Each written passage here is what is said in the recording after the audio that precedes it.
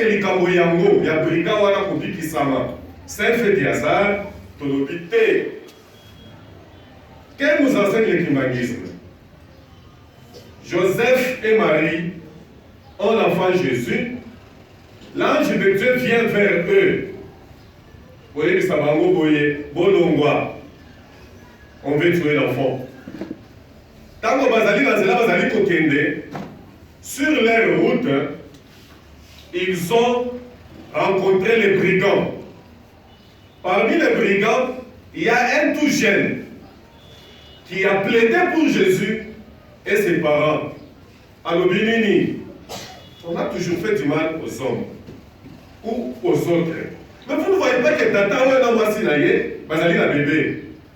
Et pour la malamu, Toti Kabango, leur souci était lesquels? De dépouiller Baboti ya Yesu na ba présent oyo bazwaki et pas ya ba to oyo bayaki komona l'enfant Jésus. Quand il a fait cette plaidoirie, au même moment, Kolo Yesu apesaka ye elembo. Akoli na elembo wana, tout en étant brigand. Voilà que, oyo babekaka na français, les moments fatidiques. Bazali wana, le premier moqueur a dit, ah papa, yo makelele lekaki yo na mboka oyo. Oyebaki kobikisa bato mosusu.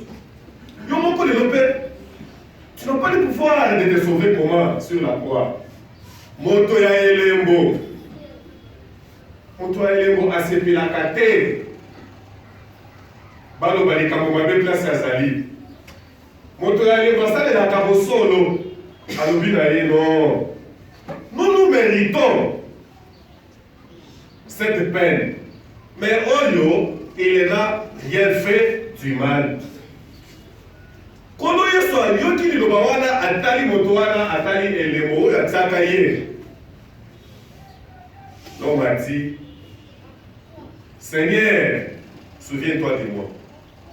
Bisopé pendant que nous attendons la promesse, il y a naissance. Il y a papa Tialunga na Kiangani, so salela, mayele, ya kobatela, elembo na biso. Psaume 111, un psaume de louange, un psaume de prière. Les gens font des débats très chauds.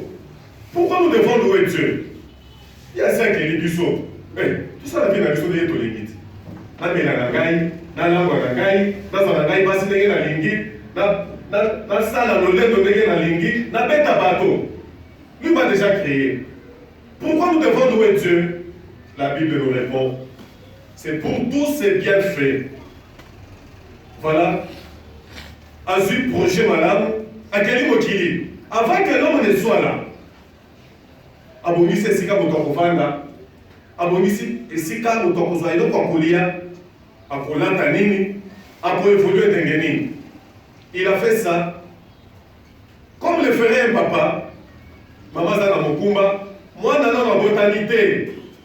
Asombi bilamba, asombi biloko. Il y a que ces parents qui ont des moyens, des parents nantis, en fongoli na compte bancaire. Pour la bonne humanité. Et quand cet enfant naît, l'enfant aura quel devoir d'honorer, de respecter Moboti. Du sopé bateau. Nous avons le devoir de louer, de glorifier Dieu. Détrompez-vous. Ils ne sont pas plus pécheurs que nous. Ça, je vous l'ai dit. Donc, à chaque seconde, à chaque tierce de notre vie, nous devons louer Dieu. Papa Tagenda m'a dit un jour, les hommes sont mal habitués. Ceux qui ont Foukami à propos de la pendant 2 heures. Plainte sur plainte.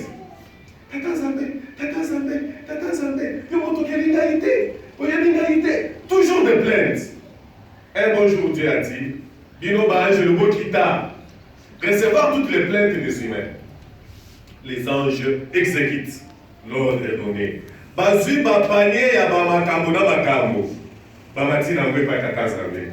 Tata Zambé a zuta na ye ya répondre à chaque plainte. L'ironie du sort. Pendant qu'il fallait maintenant barange na bakita pour recevoir des actions de grâce. les remerciements.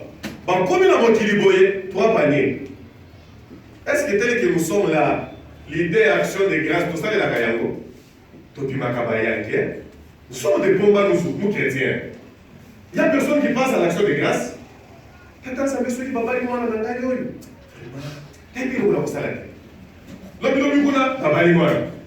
elle n'était pas la plus belle fille du quartier. Elle n'était pas la charmante. Oyo, à la taille olympique, mais papa lié. Tata continue à mettre à l'alia, à ronfler, à ronfler. Tata, ça me dit, il a bon type vraiment. Ah, donc on a passé les là. Voilà. À côté, maternité, ma passe. Eh, à côté. Papa entre encore dans mettre à l'ali. Pas d'action de grâce. Il pense que quand l'enfant passe de la première maternelle à celle-ci maternelle, à la primaire, ce sont ses moyens. Non. Nous devons louer Dieu. Un bon jour, le président John Kennedy a dit aux jeunes, pourquoi vous, jeunes américains, vous n'avez qu'une seule chanson? Qu'est-ce que les États-Unis peuvent faire pour nous? Qu'est-ce que les États-Unis peuvent faire pour nous? Kennedy a l'obité. Les États-Unis ont déjà tout fait pour vous. Quelle belle infrastructure!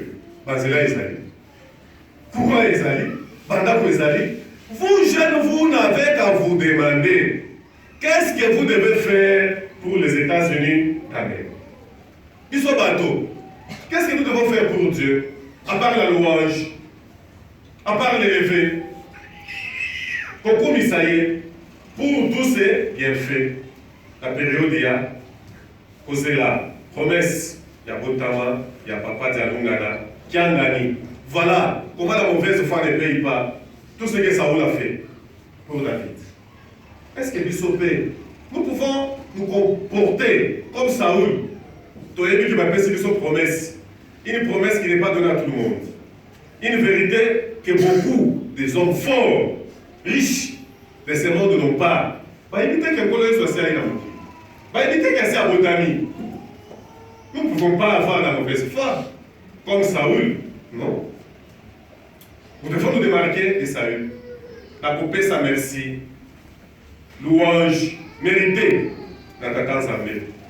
N'est-ce pas c'est David qui avait tué Goliath? Saoul n'ignorait pas cela.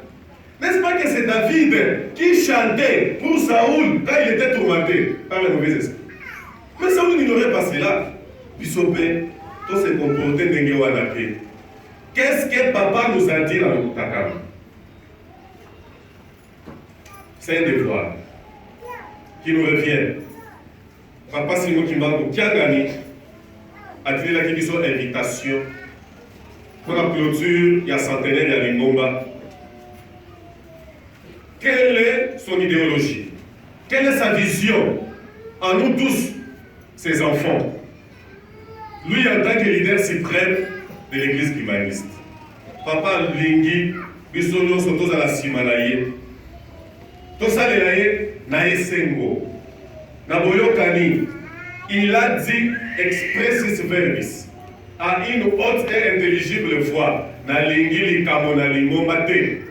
Il a dit ça à nous, dans le Koutaka. Na lingi likamo na lingomba te. Nous aussi, dans cette paroisse, to lingi likamo na omonérité. Kimia kaka ezala. Boyokani ezala. Awa boyotoza na besoin ya nini na omonérité. On a besoin ya komona moto ya makasi. Tozwa zelo, tozwa gravier, gravier ezamondamo. Tozwa zelo, tozwa ferron, de 10, de 6. Tozwa nini ciment, tozwa brique. Une brique coûte $1. Avec 2000 francs, vous voyez les actes de paroisse au commissi Combo Nayo. Si vous voulez 100 briques, c'est $100. Ndero toza nango posa awa pour la misala kuna. Papa a dit alingi likambo na lingomba te. Pona nini? Amoneli mokili ningani. Il faut la charge qui nous revient. Est-ce que nous pouvons bien nous défendre pour la kolobela mokili oyo na ba blague, na ba jeu, na ba négligence, na ba distraction et zangatina? Papa a dit cette charge est forte. Comme la charge est forte, tout élément,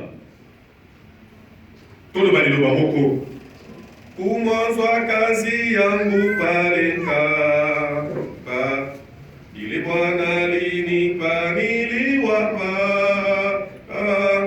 ili tengeneza kweli juu yenu. Nauliza kama si vile, mateso yangu munaijua, magumu yangu munaijua, yote ilifanyika juu yenu. Nauliza kama si vile. Papa lobi, un programme était arrêté au ciel pour la kosepelisa biso.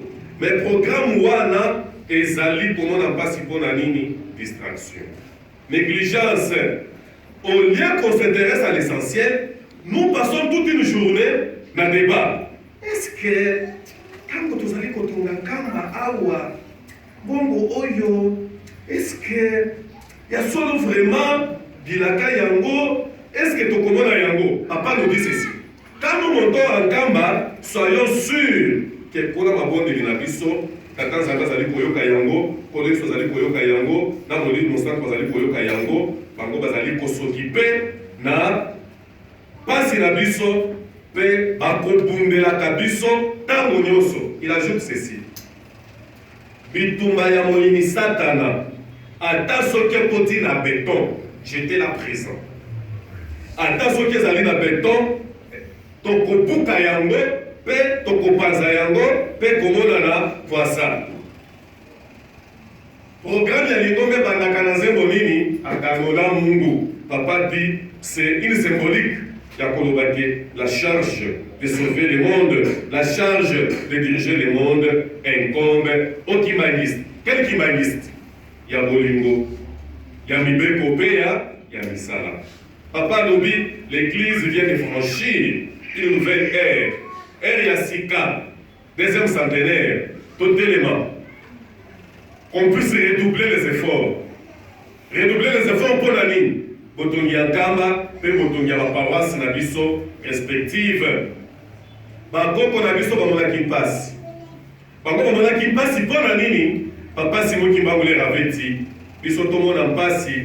Pour bana na biso bayako sepela. Et quelle est la récompense que nous qui sommes ici, biso bayotomoni pasi te, tokoki kopesa na pasi ya bakoko na biso. Tomi pesa na motema moko na misala ya Lingomba. Mouvement, association, service.